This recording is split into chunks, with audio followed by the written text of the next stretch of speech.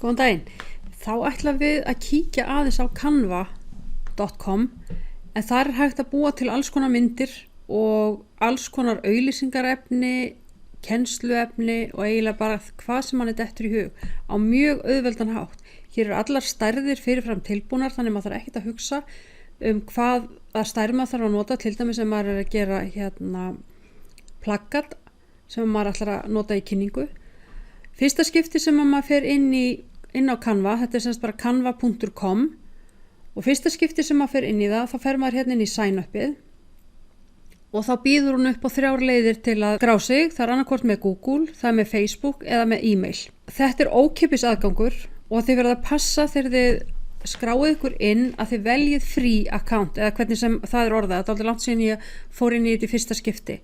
Það er annarkvort free eða individual eða eitthvað svoleiðis. Ekki velja for work eða student eða neitt þannig, bara individual free reikning.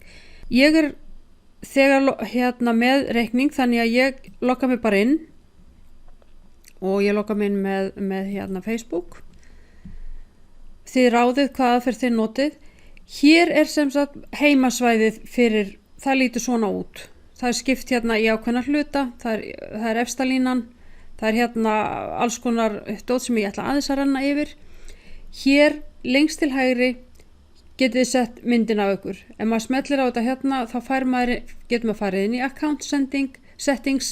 Ef ég ætla að fara strax í bara að búa til eitthvað þá get ég farið hérna og smelt á create design. Hér eru stillingarnir fyrir accountin. Hér er hjálparsvæðið þar sem maður getur leitað að ef maður veit ekki hvernig á að gera eitthvað, þá er hér fullt af vídeóm og annað hérna undir spurningamerkinu. Hér er aðal gluggarnir, það er semst heimaglugginn, en það opnast alltaf nýr gluggi í hvert skipti sem að maður býr til nýja hönnun, ef maður með nýtt design. Hér eru templatein.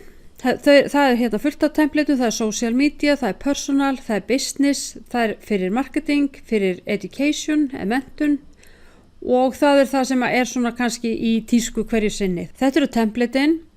Features, þar inni eru til dæmis myndir, þar eru icon, þar eru alls konar print products. Hér eru apps, þið getið tengt búið til Bitmoji eða nota Bitmojin ykkar úr ef þið eru með Snapchat.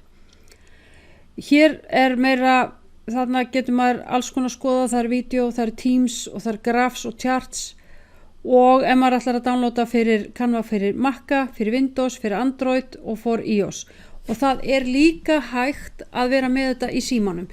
Það eru ekki eins margir möguleikar en það er alveg hægt að nota þetta þar líka. En það eru fleiri möguleikar hér. Síðan er það Learn og þá er það bara alls konar kennsluefni ef maður vill læra eitthvað meira.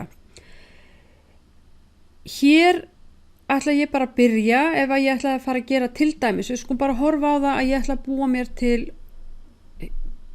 póster til að byrja með eða plaggat sem ég ætla að nota til kynningar. En ég myndi fara í create design og þá myndi ég kannski leita hér bara í leitavélinni að póster, smetla á það og þá fæ ég þegar upp til alls konar sem þeir benda mér á. Stærðin er tilbúin, ég þarf ekkert að hugsa um hana. Ég get valið mér hér einhverjar myndir til þess að eiga við. Ég get líka notað mínar eigin myndir, ég get breytt myndum. Hér myndi ég setja myndir ef ég ætla að setja mínar eigin myndir, þá nota ég uploads, alltaf uploads ef ég ætla að setja í tölvuna en download ef ég er að taka úr tölvunni. Þegar ég svo væri búin að klára þetta fyrsta verk sem ég ætlaði að gera, að þá kemur nafnið á því, kemur hér.